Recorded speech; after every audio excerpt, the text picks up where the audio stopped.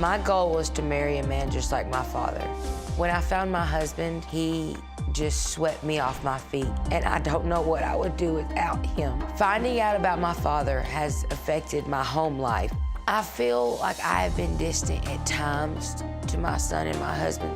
I have a lot on my mind. I'm always thinking about what my father did. It wasn't easy for my husband to grasp everything that was going on. I can't think of any other man that could still be with me, with the person that I've turned into, because I'm not the same. Robert Brashers committed suicide when his daughter Deborah was only 7 years old and her half-sister April was 12. But then 3 years ago, Deborah and April found out that the father they loved, the father they respected, was living a double life.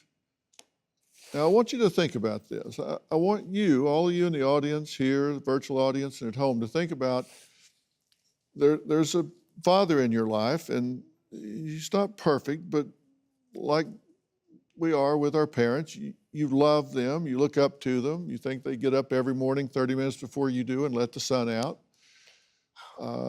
And you have these strong feelings for them.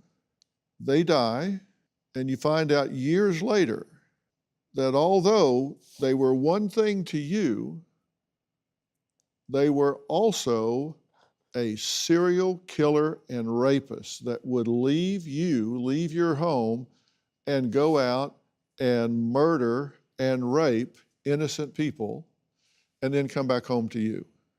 And there is a word that describes someone that would love a father that was good to them and then went out and did heinous crimes to someone else. That word is normal. But it doesn't feel normal. But it is normal. It shouldn't be normal. I'm going to tell you why it's normal. Because all you know is what you know. All you experienced is what you experienced. You knew this person as one entity, one set of values, one set of experiences. That's all you experienced. He didn't molest you, he didn't rape you, you didn't see him murder anyone. That's all a double life. That all is abstract to you. Your experience of this person was one thing. You learned all of this 20 years after the fact. And it's not that you doubt it, but your experience was one thing, and what you learned was something else. It's normal that you have these mixed feelings. You hate his behavior. I hate the person he was, and not the father. And you love the experiences that you had, and you hate the things that he was and the things that he did.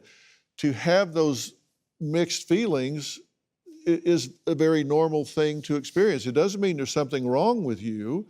You're not excusing the behaviors. You hate the behaviors, right? You hate what he did. Yes. You hate him for doing what he did, but you still have those memories that you shared with him. Now, he left a note in his shirt pocket.